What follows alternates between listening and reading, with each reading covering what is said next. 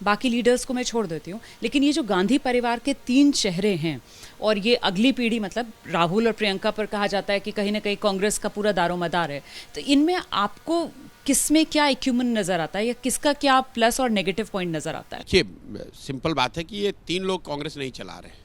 कांग्रेस चला रहे राहुल गांधी। सोनिया गांधी हो, प्रियंका गांधी हो, दूसरे जो लोग भी हों, खड़गे साहब हों, सब लोग सपोर्टिव रोल में चला रहे कांग्रेस राहुल गांधी। इस बात में कोई कहीं इफ बट किंतु परंतु नहीं है। वो चाहे कैमरे पे कुछ भी दावा कर लें, लोग चाहे कुछ भी कह दें, चला रहे राहुल गांधी। और राहुल गांधी की जो अपनी समझ है, उनको लगता है कि we are on right track, it's just matter of time. आज नहीं तो कल जनता मोदी से नाराज होगी और वो हमें गद्दी पर वापस बैठा देगी। मुझे लगता है कि जो सबसे बड़ी कमी कांग्रेस के लीडरशिप में है, वो जब तक आप मानोगे नहीं कि आपको परेशानी है, आप उसका सुधार करने का प्रयास करोगे कैसे? आप ये मान रहे हो कि भैया हम ठीक हैं, हमारे कम्युनिकेशन में, हमारे आउटरीच में, हमारे स्ट्रेटजी में कोई गलती नहीं है। जनता को समझ में नहीं आ रहा है, जनता धीरे धीरे समझेगी, जब उसको परेशानी होगी वो समझेगी।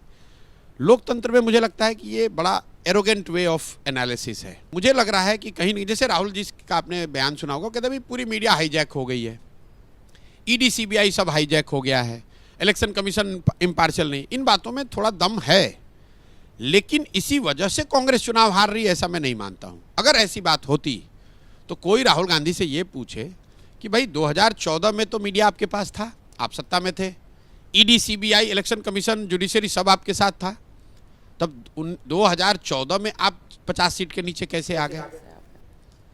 और अगर मीडिया से ही और जुडिशरी इलेक्शन कमीशन से ही जीत हार होती तो बीजेपी पिछले 10 वर्षों में जहां कहीं भी चुनाव हारी है, वो कैसे चुनाव हारी है? राजनीतिक समझ के तौर पर कहा जाता है कि दोनों भाई बहनों में प्रियंका गांधी की बेहतर सियासत को लेकर समझ है।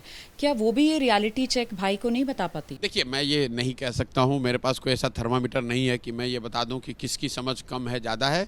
मेरे से ये सवाल पूछा गया कि भी तीनों में सबसे ज़्यादा समझ किसकी है, बेहतर समझ किसकी है। वहाँ पर मैं ये कह सकता हूँ कि सोनिया जी की समझ, उनका अनुभव, उनका काम करने का तरीका इन दोनों से ज़्यादा बेहतर है, उसमें कहने में कोई दिक्कत नहीं है। प्रियंका जी और राहुल जी की तुलना इसलिए नहीं होनी चाहिए क्योंकि प्रियंका गांधी को अभी वो भूमिका मिली नहीं है चलाते। मान लीजिए कि मैं आपको बता रहा हूँ, जैसे जिम्मेवारी की बात नहीं है, जैसे मान लीजिए कि आपने कहा कि यूपी में उनको जिम्मेवारी दी गई थी, उसके आधार पर जज कीजिए।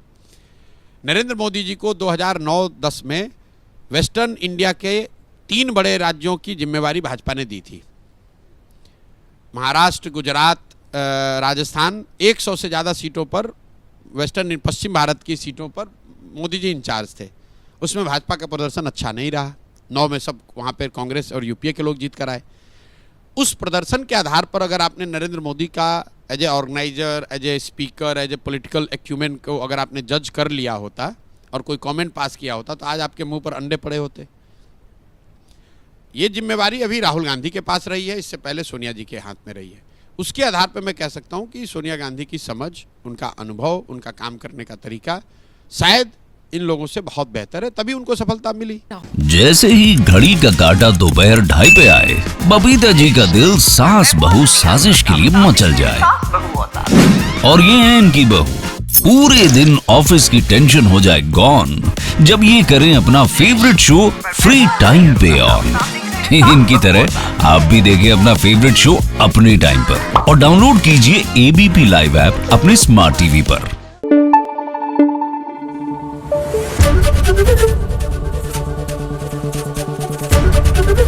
एबीपी न्यूज आपको रखे आगे।